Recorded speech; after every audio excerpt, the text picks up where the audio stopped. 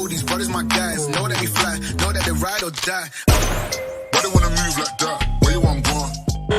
नमस्कार दोस्तों, मैं हूं हर्षित सिंह, फार्मासिस्ट और ड्रग कंसल्टेंट। आप सभी दर्शकों का एक बार फिर से स्वागत है शिवनीता टीवी के इस वीडियो में।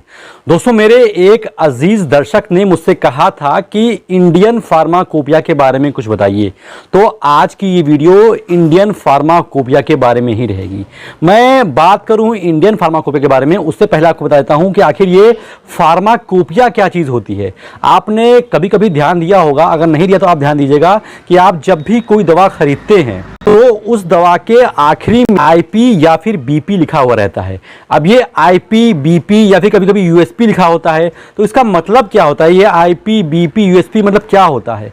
आईपी का मतलब होता है इंडियन फार्माकोपिया, बीपी का मतलब होता है ब्रिटिश फार्माकोपिया और यूएसपी का मतलब होता है यूनाइटेड स्टेट फार्माकोपिया।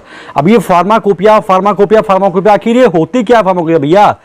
बड़े ही आसान तरीके से, बड़े ही सरल शब्दों में आपको आज फार्माकोपिया के बारे में सब कुछ बताने वाला हूं। अगर आप वीडियो में कुछ देर और ठहर जाएंगे तो आपका सारा का सारा डाउट क्लियर हो जाएगा। देखिए, फार्माकोपिया क्या होती है? फार्माकोपिया दो शब्द से मिलकर बना होता है। पहला होता है फार्माकोन और दूसरा होता है पिया। फार्माकोन का मतलब होता है ड्रग और पिया का मतलब होता है मेकिंग, मतलब मेकिंग ऑफ द ड्रग। दवा बनाने के लिए एक किताब होती है, मतलब एक ऑफिशियल बुक होती है जो एक स्टैंडर्ड सेट करती है, जो एक स्टैंडर्ड बनाती है। किसी भी दवा को बनाने के लिए एक स्टैंडर्ड सेट करती है फार्माकोपिया। मतलब ये हुआ कि अगर आपको कोई कंपनी खोलनी है और आपको उस कंपनी में कोई दवा बनवानी है, जैसे मान के चलिए कि आपको पैरासीटामोल को बनवाना है, तो हर एक दवा को बनाने के लिए एक स्टैंडर्ड होता है कि इस दवा में आप इतनी ये क्वांटिटी में दवा डालेंगे, मतलब में दवा डालेंगे, इसमें ये कलरिंग एजेंट हो सकते हैं, ये फ्लेवरिंग एजेंट हो सकते हैं, साथ ही साथ इसकी पोटेंसी क्या होगी, इसका टी हाफ क्या होगा, ये सारी चीज़ें उस किताब में मेंशन होती है। मतलब फार्माकोपिया में दवाओं के स्टैंडर्ड और क्वालिटी के बारे में A to Z सारी चीज़ें मेंशन होती है। अब अगर आपको कोई दवा बनवानी है तो आप फार्माकोपिया के गाइडलाइन को ही फॉलो करके वो दवा बना सकते हैं। अगर आपने कोई दवा बनवाई और वो दवा इंडियन फार्माकोपिया से मैच नहीं कर रही है तो वो दवा आपकी रिजेक्ट कर दी जाएगी। मतलब आसान भाषा में बताऊं कि आप कोई दवा बनवा रहे हैं तो आपको इंडियन फार्माकोपिया जो गाइडलाइन दिया हुआ है उस किताब में, उसी के हिसाब से दवा बनवानी पड़ेगी। मुख्य लक्ष्य क्या होता है इसको समझ लेते हैं। दोस्तों, ये क्या होती है कि जो मार्केट में दवाइयाँ आती हैं उनकी क्वालिटी ना गिरने पाए, लोग उसके क्वालिटी के साथ खिलवाड़ ना करने पाए, इसको मेंटेन रखने के लिए, क्वालिटी को मेंटेन रखने के लिए हर तरीके के फार्माकोपिया इस्तेमाल किया जाता है। तो ये हो गया। अब आइए बात कर लेते हैं स्पेशली इंडियन फार्माकोपिया के बारे में। दोस्तों, जब हमारा देश आज़ाद नहीं हुआ था उससे पहले, यानी कि साल 1947 से पहले जो फार्माकोपिया भारत में रन होती थी वो थी बीपी, यानी कि ब्रिटिश फार्माकोपिया। मतलब जो दवाइयाँ बनती थी भारत में वो ब्रिटिश फार्माकोपिया के आधार पर बनती थी।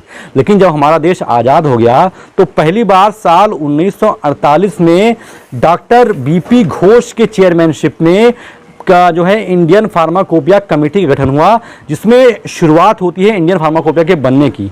और साल 1955 में इंडियन फार्माकोपिया का पहला एडिशन भारत में आया। मतलब इंडिया का पहला फार्माकोपिया का एडिशन साल 1955 में आया, जिसके हिसाब से अब जो दवाइयाँ बनती हैं भारत में वो इंडियन फार्माकोपिया से बनती हैं। इसके बाद साल 1966 में दूसरा एडिशन आया, 1985 में इंडियन फार्माकोपिया का तीसरा एडिशन आया, 1996 में इंडियन फार्माकोपिया का तीसरा एडिशन आया, जिसमें 2 वॉल्यूम थे, वॉल्यूम 1, वॉल्यूम 2, मतलब 2 भाग में था। उसके बाद साल 2007 में आया, इसमें 3 वॉल्यूम थे, वॉल्यूम 1, वॉल्यूम 2, वॉल्यूम 3। उसके बाद साल 2010 में इसका अगला एडिशन आता है, इसमें शायद 3 वॉल्यूम थे। इसके बाद साल 2014 में, 18 में और साल 2022 में इंडियन फार्माकोपिया का अगला एडिशन रिलीज हुआ, जिसमें तीनों में 4-4 वॉल्यूम थे। इस तरीके से अभी तक इंडियन फार्माकोपिया के 9 वॉल्यूम्स, 9 एडिशंस आ चुके हैं, जिसके हिसाब से अब जितनी भी दवाइयाँ भारत में बनती हैं इंडियन फार्माकोपिया के गाइडलाइन के हिसाब से बनती हैं। तो ये तो था इंडियन फार्माकोपिया की पूरी कहानी। आशा करता हूं कि आपको समझ में आ गई हो। अगर वीडियो अच्छी लगी तो उसको लाइक कर दीजिएगा। मिलता हूं किसी और वीडियो में, तब तक के लिए आप सभी दोस्तों का, सभी व्यूअर्स का बहुत बहुत धन्यवाद।